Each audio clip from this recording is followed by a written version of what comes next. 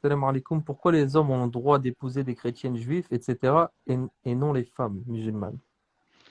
C'est dû à une conception religieuse qui est liée au chef de ménage et qui est liée à des intérêts beaucoup plus grands que simplement Abelli Vakenfly. Là, de nouveau, je vais revenir avec cette question de mariage et une erreur que certains musulmans font. Ils conçoivent la question du mariage comme étant un acte sentimental, un acte lié à un physique, etc., etc. L'islam ne considère pas le mariage comme étant quelque chose, un contrat, une chose liée avec simplement l'expression ou la possibilité de satisfaire ses besoins, que ce soit des besoins d'ordre sexuel ou d'autres. Non, le mariage c'est un projet, le mariage c'est un contrat solide dont l'objectif est de créer des fondations fortes pour avoir une société musulmane, une société croyante avec des gens bien éduqués et tout, pour éviter que ce soit la jungle. Donc en islam, effectivement, à partir du moment où quand la religion elle a commencé, on est dans une société où maintenant on voit que les choses peuvent changer, hein, c'est le cours de l'histoire qui amène à changer. Je ne dis pas religieusement que ça change, mais nos sociétés évoluent. Mais à l'époque, les hommes, faut comprendre ça, ils étaient à la hauteur de leurs responsabilités. Quand on disait chef de ménage, c'est chef de ménage, il assume. C'est pas juste maintenant on dit homme et on n'assume pas en fait. Non, le terme rajil, c'est rajil. Et donc, toute personne, toute femme, tout homme qui décidait de se marier, comme il est chef de ménage, c'est lui qui va, de par son statut, en tout cas s'il est pieux, là on parle des croyants, hein, de pouvoir se marier pieux et tout, qui craint Allah tabaraka wa ta'ala, par le fait de prendre une kitabiya, le terme en langue arabe c'est kitabiya, c'est-à-dire une juive ou une chrétienne, c'est l'idée de la prendre à condition qu'elle soit muhsana, que ce soit une personne chaste et religieuse, mais de faire de son foyer un foyer musulman. Il y a l'obligation de faire des enfants des musulmans.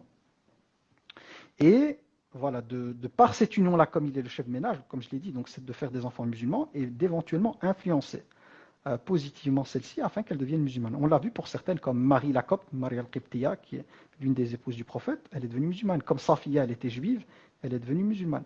Par contre, il faut bien comprendre le contexte. Imaginons à l'époque, il y avait des mouchriks. Et de nouveau, on revient où l'homme, c'était un rajil, c'était un rajil. Homme avec le fait de la responsabilité et tout. Une musulmane qui se marie avec un polythéiste ou avec un autre, finalement, qui est le chef de ménage et qui va faire en sorte que les enfants, qu'est-ce qui va garantir que les enfants vont être musulmans, etc. etc.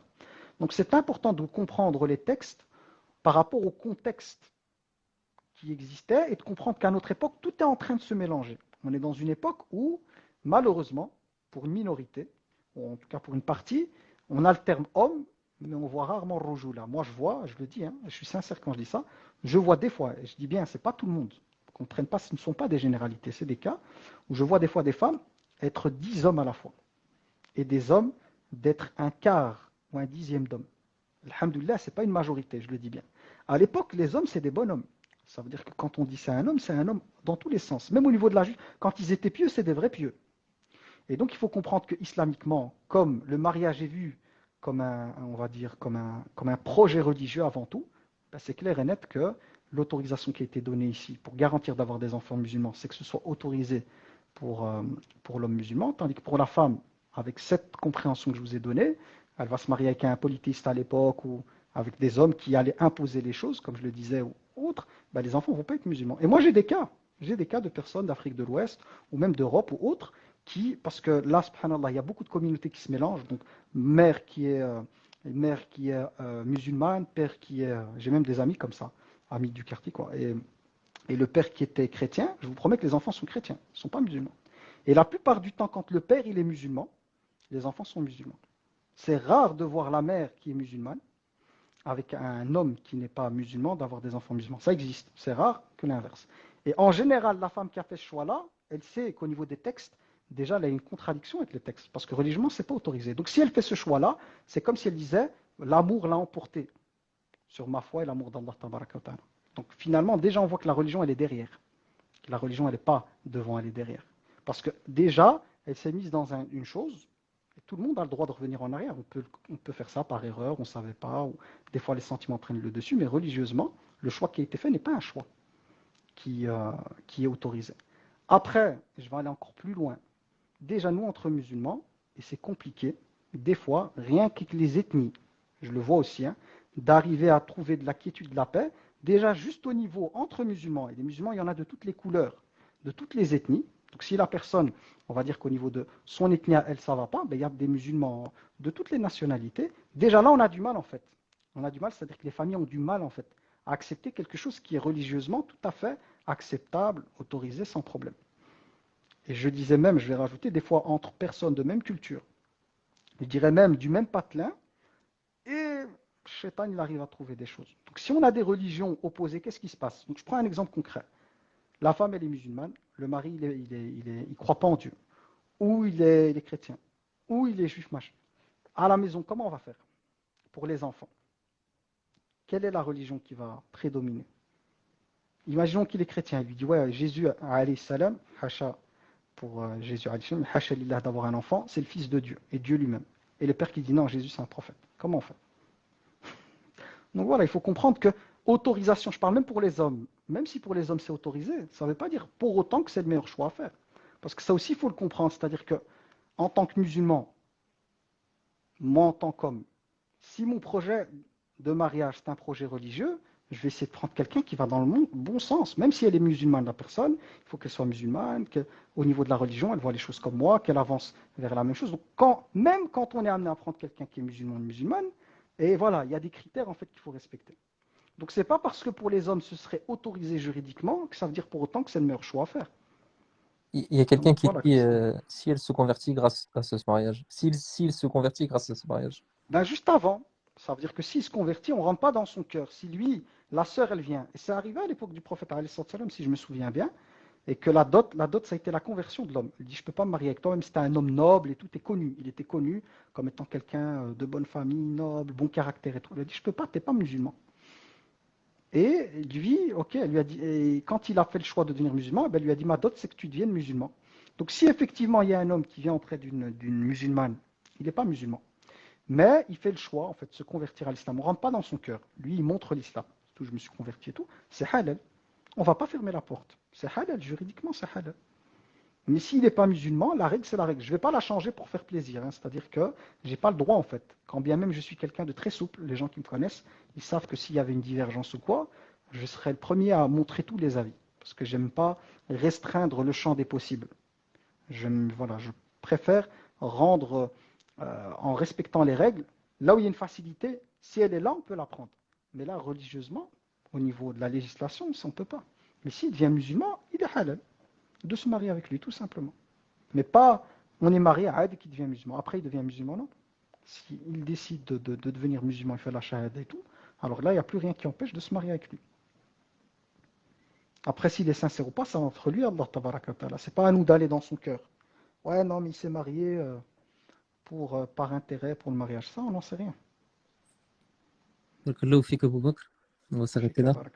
Je vous remercie tous d'avoir participé. Le replay, il sera disponible sur YouTube. Donc ceux qui veulent le revoir, le lien, il est en bio. Abou Bakr, on finit avec de Dora, Inch'Allah. Inch'Allah. اللهم آت نفوسنا تقواها وزكها أنت خير من زكاها أنت وليها ومولاها ربنا آتنا في الدنيا حسنة وفي الآخرة حسنة وقنا عذاب النار اللهم إنك عفو تحب العفو فاعف عنا qu'Allah tabaraka wa ta'ala nous accorde toutes et tous la récompense de cette assise qu'Allah tabaraka wa ta'ala nous compte parmi les pieux et les pieuses qu'Allah tabaraka wa ta'ala purifie nos cœurs qu'Allah tabaraka wa ta'ala fasse que notre cœur penche vers la taqwa, vers la piété et qu'il s'éloigne du côté animal, bestial et de la corruption, qu'Allah tabaraka wa ta'ala nous préserve de tout mal apparent et caché, qu'Allah tabaraka wa ta'ala nous bénisse notre vie, en tout cas notre espérance de vie, qu'il en fasse une vie pleine de bonté, pleine de miséricorde, pleine de douceur, pleine d'amour pour les membres de la communauté, qu'Allah tabaraka wa ta'ala fasse de nous des personnes qui amenons les autres à la conscience religieuse autre par la douceur, par la miséricorde, par la bienveillance, qu'Allah tabaraka wa ta'ala nous éloigne de tout comportement qui viendrait éloigner les gens de la foi et de la religion, qu'Allah tabaraka wa ta'ala nous compte parmi les personnes véridiques et sincères, qu'Allah tabaraka wa ta'ala nous éloigne de toute volonté de plaire à autrui, de toute ostentation, de toute chose qui viendrait souiller notre foi, qu'Allah tabaraka wa ta'ala accorde à toutes les personnes célibataires qui suivent ce live un époux, une épouse pieuse à la hauteur de ce que la personne l'espère, qu'Allah tabaraka wa ta'ala leur accorde une descendance pieuse. Pour toutes les personnes qui suivent le live et qui sont en couple et qui vivent des situations difficiles, qu'Allah tabaraka wa ta'ala leur accorde une issue. Si Allah tabaraka wa ta'ala estime que ça doit être la fin entre les deux personnes, qu'Allah tabaraka wa ta'ala fasse en sorte que le divorce se passe dans les meilleures conditions. Et si subhanahu il estime que les personnes doivent continuer leur histoire ensemble, qu'Allah tabaraka wa ta'ala fasse que leurs liens puissent être des liens pleins de rahma, de miséricorde, de douceur, d'affection, de bonté. Qu'Allah tabaraka wa ta'ala guide notre jeunesse, qu'Allah tabaraka wa ta'ala en fasse une jeunesse pieuse, qu'Allah tabaraka wa ta'ala préserve notre jeunesse de toute mauvaise influence, de toute mauvaise fréquentation et de toute chose qui viendrait amener cette jeunesse à glisser. Qu'Allah tabaraka wa ta'ala fasse miséricorde à toutes les personnes décédées de notre communauté, parmi nos proches, nos amis et nos connaissances. Qu'Allah tabaraka wa ta'ala fasse de leur tombe un jardin parmi les jardins du paradis, qu'il les ressuscite sous l'ombre de son trône le jour où il n'y aura d'autre ombre que celle de son trône. Qu'Allah tabaraka wa ta'ala nous réunisse avec eux autour du bassin des prophètes alayhi salatu wa sallam, le jour du jugement dernier, et qu'il fasse par sa grâce que nous puissions nous retrouver dans le Firdaus al-A'la pour l'éternité. Amin ya Rab. وصل اللهم وسلم على سيدنا محمد وعلى آله وصحبه أجمعين والحمد لله رب العالمين. Amin. Hafidhakumullah, barakallahu fik Malik. Et je remercie toutes les personnes qui sont là, hein, toutes les personnes motivées qui suivent, machallah, les lives et tout. Ça fait plaisir, en réalité, ça fait plaisir de voir que la communauté, il y a beaucoup de bien. Les gens, on entend beaucoup de critiques souvent à la communauté musulmane, nanana, mais réellement, moi je l'ai vu pendant le ramadan, que ce soit ici au niveau des mosquées ou que ce soit aussi sur les réseaux sociaux, l'implication des gens, les lives.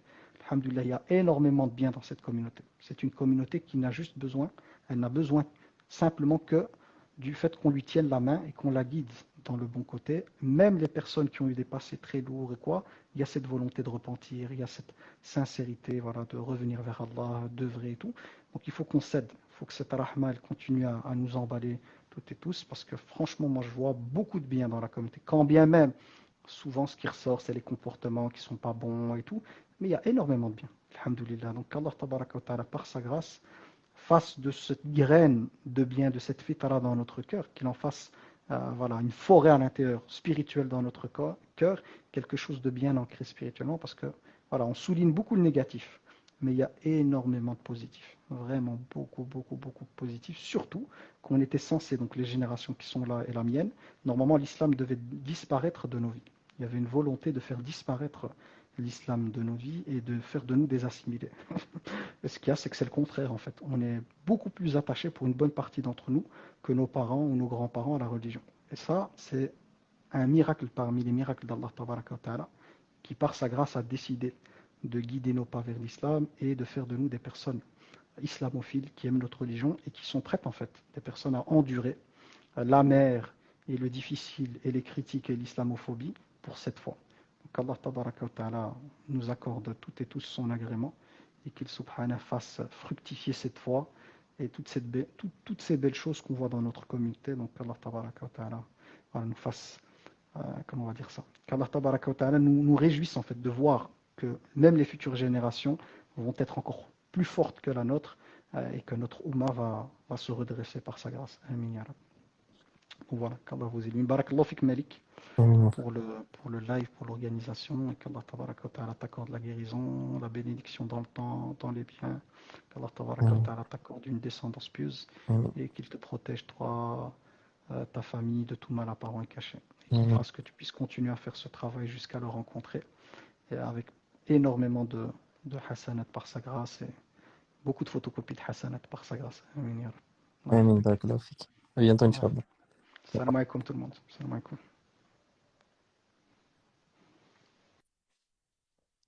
Donc, le live est disponible sur YouTube. Les personnes qui viennent d'arriver, je vous invite à regarder. Je le mettrai demain, Inch'Allah. Qu'Allah vous accorde le plus haut degré du paradis et qu'il nous accorde la sincérité dans tout ce qu'on dit et dans tout ce qu'on fait. Salam alaikum tout le monde.